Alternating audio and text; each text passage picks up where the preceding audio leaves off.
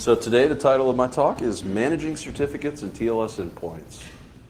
So, kind of the inspiration for this, Henry and I, who's right here in the audience, we work on the security engineering team at Rackspace. We're in charge of managing a large number of product endpoints for SSL TLS stuff. So, we kind of have an inside look into some of this at scale, beyond, maybe you have one website, whatever, we have very many to track. So, and since Heartbleed, everyone's kind of paying attention to SSL, or paying a lot of attention to SSL. So all the little things that maybe you got by with in years past, where your config wasn't perfect, now those are heavily scrutinized. So many headaches later, we have a tool that I'll kind of talk about a little bit more in a minute, but that helps us manage all the endpoints that we're dealing with. So let's just start with a very quick primer. So TLS SSL, obviously used for all the good stuff: CIA, confidentiality, integrity, and authentication. It's encryption for data in transit. And so it started off, there was SSL v1, which was never actually a thing that you could install and run with. It was more of a spec. So what we have is SSL v2 and 3, and TLS 1, 1.1, and 1.2. You get it on just about every device. Your phone is probably talking to Google over SSL right as we talk. So there's all kinds of stuff that's using it, and it seems very simple to get set up with, because it's there's a couple config changes and you can get to SSL very quickly. But what we're going to talk about today is kind of what you have to do once you get over that first step. What do you have to do, when you've been managing a certificate and a server for a while. So TLS adoption is increasing. Browsers are starting to call out explicitly. Like in the past, a regular site without SSL looked like, hey, this is just fine. This is totally cool.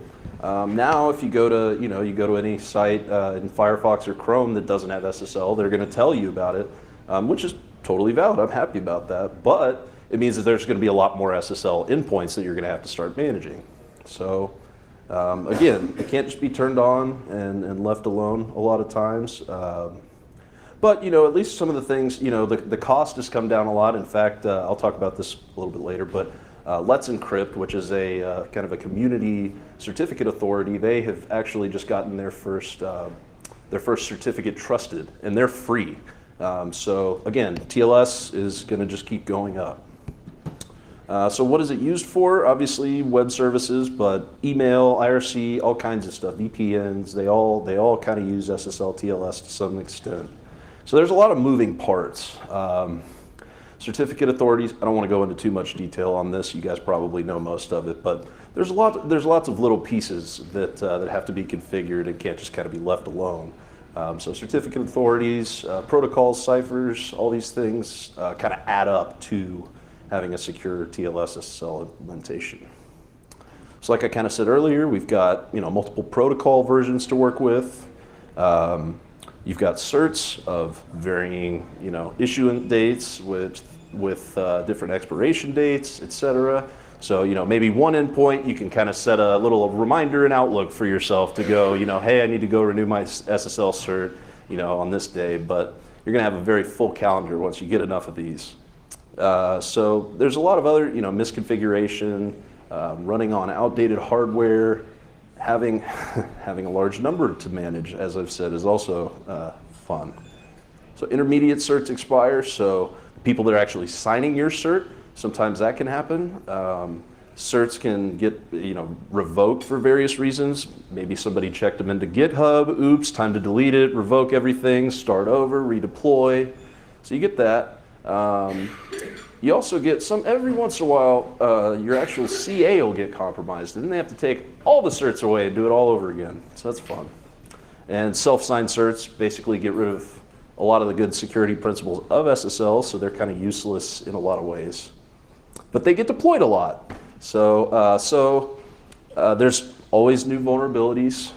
Poodle is one of many, but this is in the actual SSL protocol itself. So Poodle's an attack on SSL v3 specifically. You get bugs in the actual encryption software. basically, as you can already tell, right, the point of this is not to delve deep into a lot of these different issues, right? It's just to simply say that there are a large number of things for which you will have to renew your SSL certificates, change the configuration, etc. Regulation compliance, so TLS v1 is going to be deprecated for PCI at some point, and SHA-1 signed certificates are flagged as insecure if they're signed through January 1st, 2017, and the browser is telling you about it now. All right, so maybe you're getting a sense now of how we all feel about this, right? A little humor to brighten things up, right? So there's a large number of things that can go wrong, but the idea here is that, like, eventually you can get it all under control, and it's normal, it's fine, it's normal. All right, so let's get to ciphers. So just quickly brushing over this, but basically when connecting, the client and server have to agree on how they're going to talk to each other, and kind of from a security perspective, it's a little unfortunate that the client can essentially dictate the terms under which this takes place. Because they can essentially say, I only support one thing. Do you support that one thing? No? Okay, well, I only support this one other thing now. And so they can basically go along a list of insecure and just bad ciphers. And that's kind of what happens in the logjam attack, where a man in the middle can actually force the client to connect to the server over an insecure channel, basically. Again, very simplified here. So this is what you might be familiar with. If you've dug into like setting up Nginx or anything like that to set different ciphers, SSL ciphers. This long string here, it actually has a meaning. It's not just a bunch of incomprehensible words. So the first bit here is your key exchange algorithm. So this would be elliptic curve Diffie-Hellman. You've got your authentication algorithm, which this one's RSA, and then you've got your key attributes. So AES 128-bit CBC mode, and then you've got your MAC hash algorithm at the end. I don't want to get too divisive on this, but this is kind of how I feel, and I'm sure lots of other people have different opinions about it. There are lots of fun elliptic curve things that you can support. They have varying support in clients, so you can go way down this rabbit hole. The things on the left there are pretty sane and pretty agreed upon. Again, you can go a lot further, you can go a lot less, but it kind of depends on what clients are you going to support. If you have to, as part of your business, support really old hardware or really old operating systems, it may be the case that you have to use some of this stuff that you're not totally comfortable with, but in general, you should be pretty good as long as you tend towards the stuff on the left-hand side of this. So that's not all. You got plenty of other configuration things to worry about. So again, that table, but this also mentions OpenSSL. So you want to be up to date on your version of OpenSSL. That was if everybody remembers, the fun time that we had in April last year. That's Heartbleed. So we want to be running the newest OpenSSL. Unfortunately, it seems that the SSL landscape is further fragmenting, so update your OpenSSL, GNU TLS, LibreSSL, Boring SSL, and all the other ones. So let's see. Yeah, sometimes you're kind of, unfortunately, hardware sometimes puts you in a bad spot. So you might have hardware load balancers or firewalls that don't support the protocols or ciphers that you want to support. So sometimes you can't even go in there and just twiddle some bits in your configuration. Sometimes you got to call your hardware provider, which is unfortunate when that happens. And yeah, like I mentioned, sometimes the business wants to support IE6, and so you got to support IE6, and that comes with compromises. So here's an example configuration. I won't go too far into this other than to just kind of show you what you're dealing with. There's more in-depth examples of this, and I'll get to this in a bit, but there's a great site called CipherList, and they have configurations for lots of different things. So yeah, you can get, again, this is kind of just hammering it home. You can get a lot of things wrong, right? So CA bundles, ciphers, the honor cipher order is worth mentioning. That's talking about how essentially when those clients and servers are negotiating how they're going to talk to each other, on our cipher order says, generally I want to use, like, as the server saying, generally I want to use the things that I have chosen. Let's see.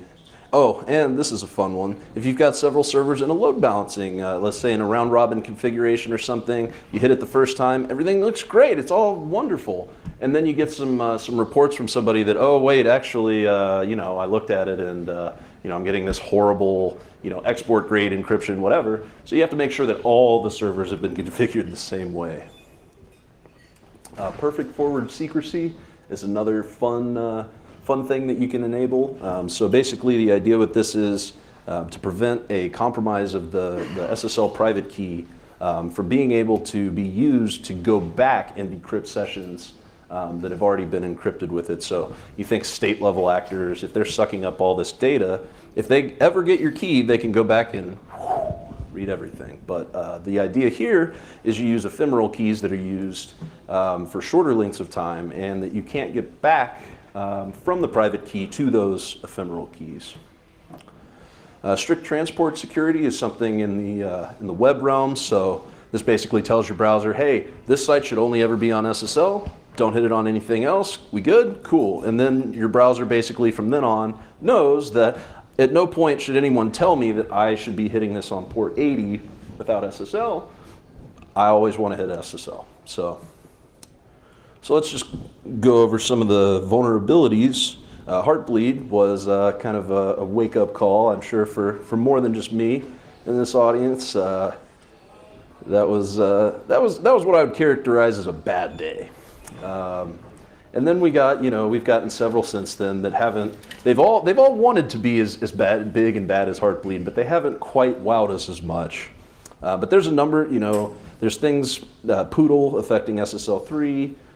There's an anachronism of the American system, which is the export ciphers, which were kind of rediscovered this year. So there's a mechanism for protecting against TLS downgrading. I won't go too much into it again, but essentially this is just to prevent any sort of monkeying with the connection by a man in the middle for TLS. So export ciphers are a fun thing that are still around today. We had laws at some point, excuse me, saying that essentially you couldn't export crypto if it was a certain level of strength, more or less. And so what they sort of agreed on was you could use these really short keys and that would be okay, right? So you would have what they considered to be sort of civilian level encryption, but the government always knowing that they could probably break it, right? And so if you ever see, for instance, if you're looking at your ciphers or whatever, you're testing an endpoint and you see export, you don't want it. You don't want it at all. We're not under that legal restriction anymore, so get rid of it, throw it away. If you're building a new SSL library, build it out, throw it away. We don't need it. Right? So this might be kind of what you're thinking at this point, like, this seems like a lot, right? I mean, I thought I just kind of plugged in my certificate and was ready to go, but certs expire, servers are reconfigured. If you're in a very fast-moving Chef managed, Ansible managed thing, things are changing daily, maybe more than that. You get new vulnerabilities coming out fairly frequently, whether in the protocol or in the actual software. And just as the slow march of time goes on, we get better computers. And as we get better computers, we kind of have to reevaluate. Wait a second, it was supposed to take this long at this time. But we actually got there faster, so oh crap! Actually, we have to go back and rework all these assumptions that we built in over the years. Of oh well, SHA-1 may not be perfect, but it'll be good until this time, and that time just seems to keep sliding backwards. So to drive home once again, you need to constantly monitor your endpoints. It's like constantly, like all the time, all day, every day. I have to be doing this. Like I have other stuff to do. SSL is not at the top of my list here. So we've got a couple tools, thankfully, that you can use. This is mostly geared towards the Unix, Linux folks, but the OpenSSL S client is actually pretty great for just debugging stuff. It's not security focused. It's purely for getting the raw information. It'll give you some information about as the handshake's happening, it'll monitor that traffic. It can just give you a lot of detail there. TestSSL.sh is one of my favorites personally. It's a free command line tool. You can read that, but basically it has no setup. It has very few dependencies other than OpenSSL. You can just spin it up on any box, basically any Linux box, and run it, and it's ready to go. And it's more security focused, so you can kind of see this. That could fit the whole screenshot in here, but you can kind of see here you've got SSL v2, v3 not offered. That's okay. So you've kind of got, it'll tell you a little bit about what the good configuration looks like, and what if anything, if something's enabled that shouldn't be, it'll tell you. So it's handy. And then we've got Qualys SSL Labs. So many of you are probably familiar with this one. It's very popular at this point, and actually we utilize it for the TLS manager that's coming up soon. But basically, they help you condense all this information down, and they give you a nice little score. And the score is really handy if you're passing this off to somebody that doesn't care about SSL, but you hand them a big red F. They know they don't want the big red F, right? They might not know what it takes to get away from the big red F, but they know they don't want the big red F. So this is kind of how the score system breaks down. You can kind of debate some of this stuff. Maybe this is more important than that, but in general, it's a pretty good picture of if you're getting an A+,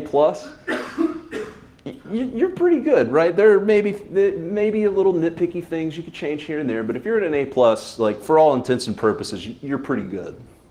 But then it goes all the way down to F. Like I said, if you're using MD5 or you're using 768-bit keys or something, or you're maybe only SSL2 or something like that, then it'll very explicitly tell you that that's wrong. So everyone wants an A, right? You want an A. You want an A+. So this is another one, Cypherlist. I kind of brought it up earlier, but they have a lot of good configurations for a lot of different server software. So HA Proxy, Postfix, OpenSSH, Apache, and Nginx are usually, whenever anybody is recommending something about SSL, they have something about that. But you have to go fix Postfix, and that's not as widely distributed. So it's helpful for making recommendations to product teams. But I will have this one little caveat. So the copy and paste part is really nice. But before you send it off to all your devs, I would go take a look at it and make sure it's actually what you want. Because you have to make trade-offs. Like I've said, you have to know who the clients are that you want to support, right? And so this list, these configurations are geared towards giving you reasonable compatibility with, again, some security trade-offs. So you just have to decide for yourself whether that's reasonable for what you're trying to support. But in a lot of cases, if you're just going to use a copy and paste format, you don't want it to be something that the implementer has to go and like twiddle, little bits here and there. Like you want it to just kind of work. And so this is helpful for that. Bad SSL is I love it. Honestly, it's pretty simple, but basically they have a bunch of subdomains set up off of their site, and if you just go to the Bad SSL site, they've got them all listed there. But for you to be able to test, so if you've got some tools or whatever that you're trying to work on, and you're trying to make sure that they catch this issue or that issue, they've pretty much got every way that you can get an SSL cert wrong. They've got an endpoint for you to test on. So it's handy for that. So. This is Putin laughing at you for wanting to manage all those endpoints manually. Maybe none of you do, but if you do, this is what he thinks of it anyway. So this is what we use in our team to kind of keep up with some of this. So I'll get to a video of it in a second, but you can kind of get the idea. So we've got all these endpoints that are associated with a product, and then on the side you've got that helpful SSL Labs score. So what TLS Manager does for you is once you've kind of set up all the products and endpoints that you want to test, you can scan them daily, you can scan them weekly, you can scan them monthly, whenever you feel like you need to. And it'll tell you the SSL vulnerabilities that it finds as a result of that scan. It'll tell you when certs are about to expire. It'll email. So the other nice thing is it helps you be even lower touch. excuse me, you can put in the product owner's email addresses, and it'll actually send automated reports to the specific product owner if you want to do that. And it keeps a history of everything so that you can kind of track things over time. All right, so let's hope and pray that the video works. Sweet. So right now we're just kind of on the main page, so you can see we've got a couple bad SSL endpoints, and they're not scoring very well because they're bad, obviously. So you can sort by any of these different fields. So if you're trying to figure out, what's the oldest, what's the thing that we checked least recent or most recently, whatever. You can check the scores out. So how many failing certs do we have, etc. So you can go to the details, and this will tell you what specifically gave it that score, what's wrong with it that made it made it an F, whatever. And so you can see how it did over time. So you can see, let's say for example that somebody just did a deploy, and oops, we fat fingered a config option, or we forgot to ship this config, or whatever it is. You can see, well, we were getting an A until this day, and then something went wrong. So you can kind of go back, and that helps you trace back what it is that maybe caused things to go wrong for you. So I think that's about it on this. You can see on the side there the different kind of stuff that you can do here. So setting up a product, etc. I think you guys probably get the point, so I'll go ahead and move on. So you can go get it on GitHub on the Racker Labs /TLS manager. It's Apache licensed, and pull requests are more than welcome. I think there's probably room for us to support more SSL tests and stuff like that. Like I said, we're mostly working off of the Qualys SSL Labs API right now, but for the most part, it covers almost everything. So let's just to kind of tie this into real life, right? Because everything that I've said so far is kind of in imagination land a little bit. So there was an announcement. Let's see. I guess it's been a couple days now, but Google has decided that all of their products, Chromium, etc., Android, everything, they're going to ditch OpenSSL and they're going to take on boring SSL. Why does that matter? Why do we care about that? Well, as the you can say what you like about how OpenSSL has been managed over the years. It's probably not a code base that everyone in this room has contributed to and reads frequently. It can be a bit of a beast, but as we start fragmenting the landscape, you're just adding more and more and more potential for things to go wrong. And so this is, it's potentially a good thing, right? I mean, you're getting rid of some cruft. Basically, their idea is to take the little pieces of OpenSSL that they want and rebuild everything else. And so, again, it has potential to be good. It also has potential to go wrong. And the more SSL implementations and so on that are out there, the fewer people that you're going to have looking at any individual one of them. So, maybe a win, maybe a loss, but it's another thing that changed. And this is all stuff that's changed since I started working on this presentation. So this isn't, the whole year in SSL. This is like the last couple weeks.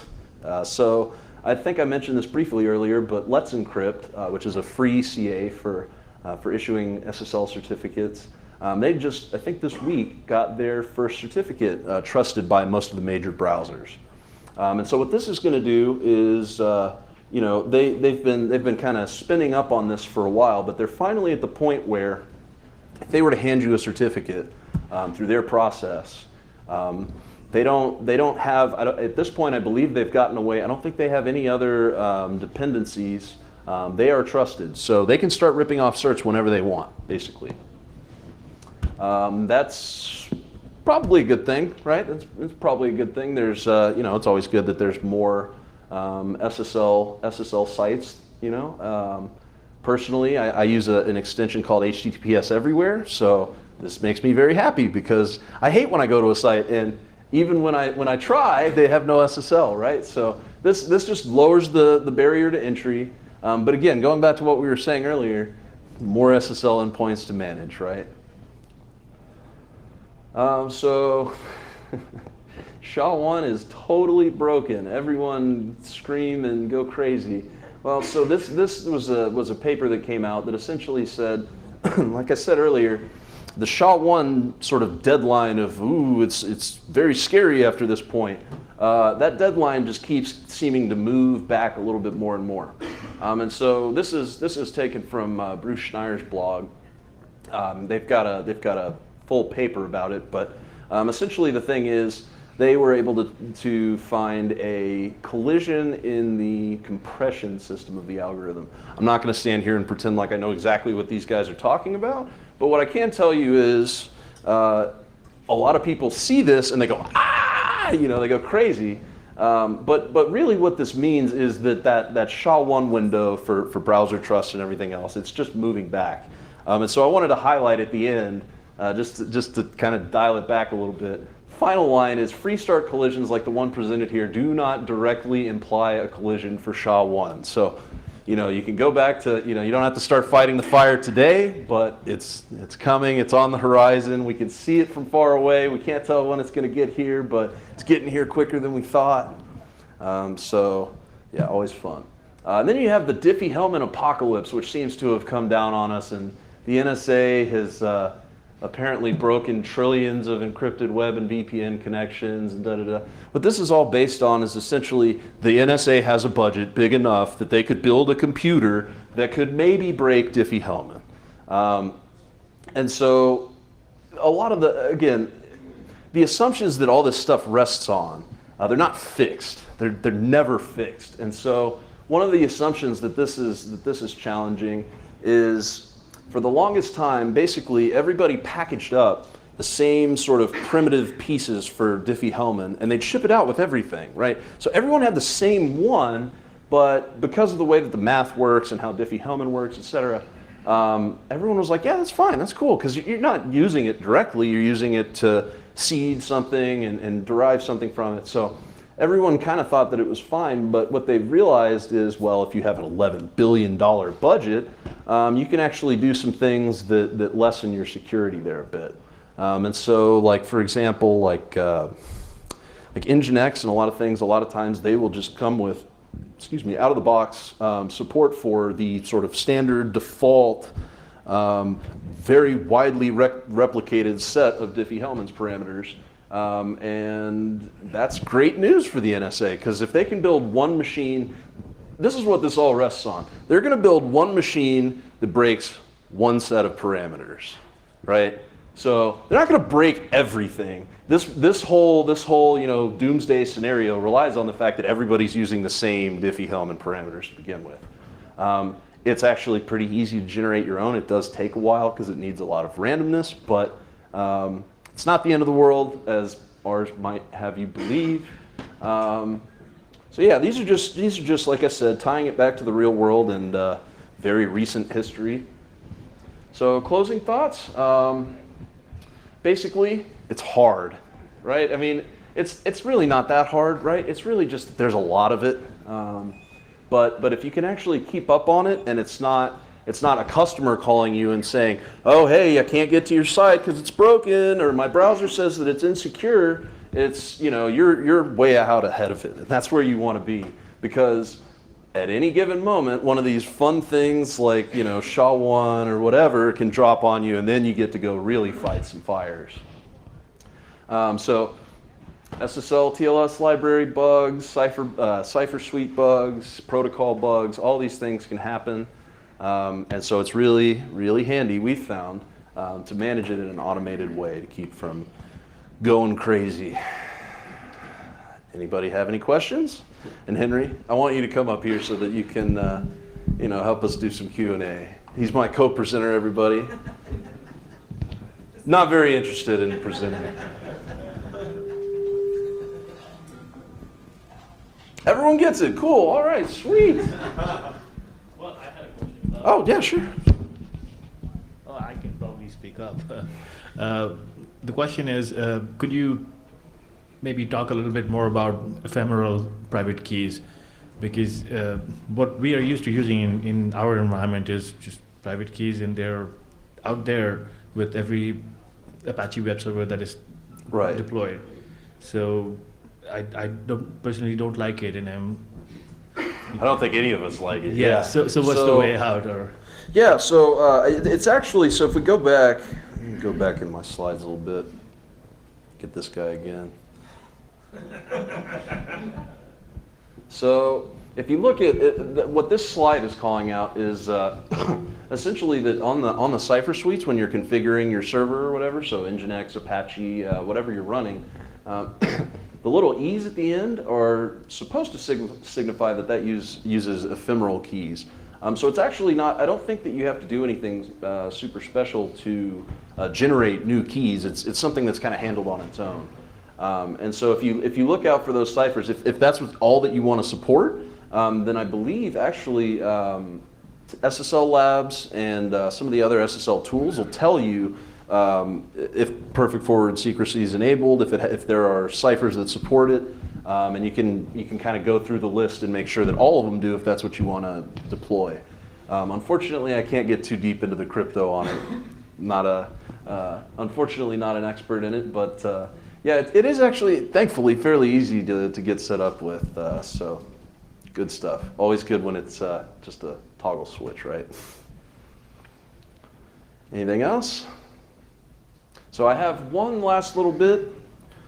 I've been asked, let me get to the last slide here real quick. So like I said, I work at Rackspace, and I'm also working on the OpenStack security project, which is the name of kind of the group that does things like vulnerability management. They do stuff like they issue advisories if there's something in OpenStack that needs a CVE, et cetera. And so if any of you guys work with OpenStack and are interested in getting involved, come talk to me after. There's a IRC channel that you can get in touch with us on Freenode. We have weekly meetings if you want to come tag along and see, kind of what we're working on. There's a couple cool projects, Bandit, which is a Python static analyzer. And actually, this might pertain to you. There's one called Anchor that's for doing ephemeral PKI management. And so I unfortunately can't go too deep on that, but it's an interesting idea, I'll say that. Got a mailing list as well, so if you're interested, like I said, come see me or join up. So thank you.